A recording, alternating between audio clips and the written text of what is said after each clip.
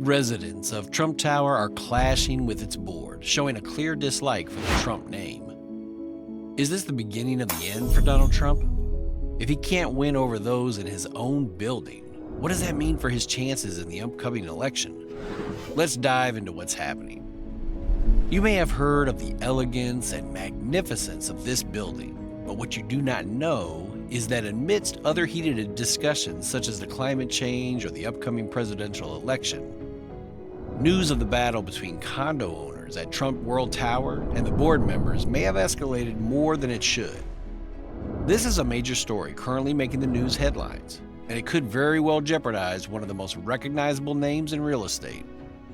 Apparently, while citizens are gearing up for yet another election year that will, of course, feature the former U.S. President Donald Trump, some condo owners at his Trump World Tower say that an already rigged election is stopping them from making important changes to their building. Condo owners at Trump World Tower are reportedly agitating for a change in the name of the building. The motion, however, requires a board decision, and so an election was held in order to elect new board members on the 4th of June, 2024. However, what was supposed to be an election otherwise turned out to be a re-election of the existing members of the board. This may be an expected plot twist, but what matters is that the outcome of this election would determine whether the Trump name stays or is eventually removed from the building. But why did the residents suddenly start demanding for a change of name? And more importantly, what might be the outcome of the re-election? Is it going to be in Trump's favor, or will this be the moment that predates his downfall? This isn't just about a name. It's about the future of Trump and Trump-branded real estate. To better understand why this election and re-election is so important, let's first look at the broader trend. Over the past few years, several buildings have sought to distance themselves from the Trump brand. Examples include the Trump Soho, which was rebranded to the Dominic, and the Trump International Hotel in Panama, which removed the Trump name entirely after a very long legal battle. Now, a similar scenario is playing out at Trump World Tower, as condo owners move the motion to have the Trump name removed from their very building, arguing that it negatively impacts property values and the building's reputation.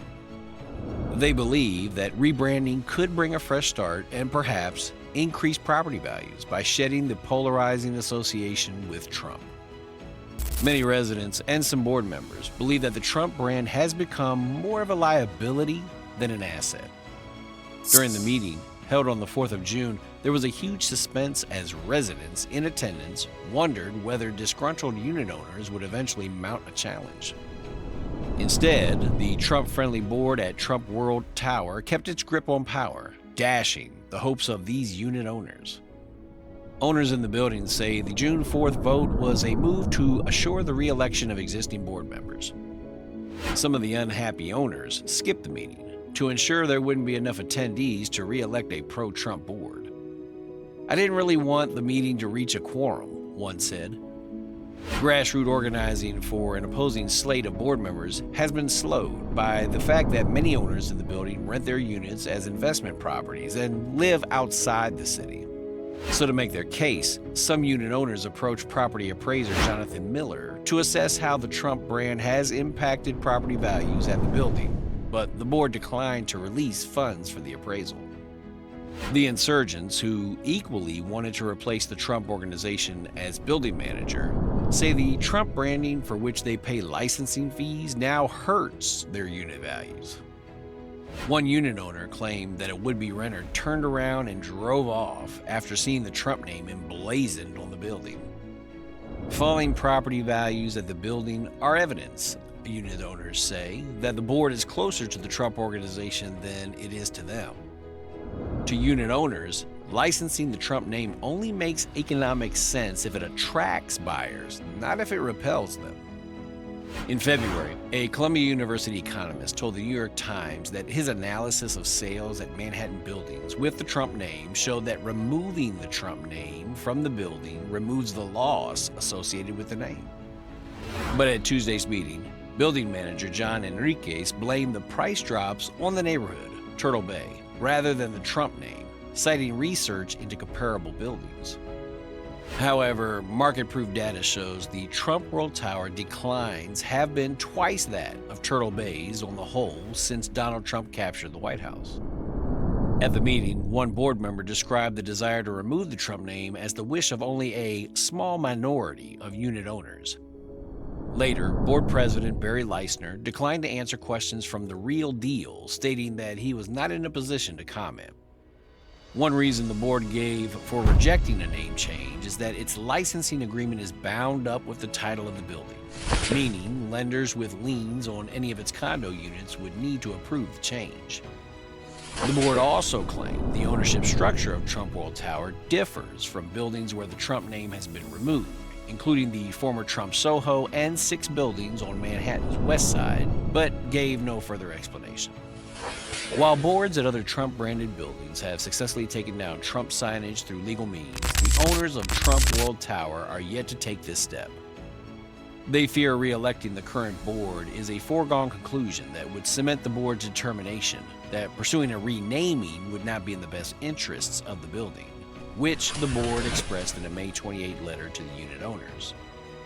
Removing the Trump name from the building would not be in the interest of the Trump organization, whose vice president happens to be Eric Trump, who is also one of 2 appointed members of the Trump World Tower board. The firm charges a licensing fee for lending its name to the building and earns revenue for managing the property at 845 United Nations Plaza on the east side of Manhattan near the UN headquarters. Trump allies have controlled the board since 2006, when former Trump fixer Michael Cohen helped the company establish the panel and transfer governance powers to it. The current treasurer, Robert Polak, is an attorney whose firm does tax work for the Trump organization. He nominated the current slate of board members for re-election Tuesday. Polak and the Trump organization did not return a request for comment.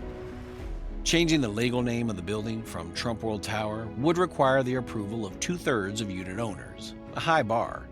But ending a licensing contract and removing the signage is typically an action the board can take on its own. The board at 845 United Nations Plaza is not going to do that. Its critics pointed to examples of its pro-Trump bias, including an alleged sweetheart deal the board approved for the Trump organization involving a commercial space inside Trump World Tower. They also claim the company took a success fee of millions of dollars after getting a property tax break at the building. Nice to live in a building bearing the name of a convicted felon, one building resident told TRD following the verdict. Will Trump World Tower follow in the footsteps of other buildings and distance itself from the Trump name, or will the board maintain its loyalty to the brand? This decision could set a precedent for other Trump-branded properties facing similar dilemmas. What do you think? Is this the beginning of the end for Trump-branded real estate, or will the brand endure these challenges? What do you think will be the outcome of the re-election? Is it going to be in Trump's favor, or could this be the beginning of the end for him in the real estate empire? Share your thoughts in the comments section below.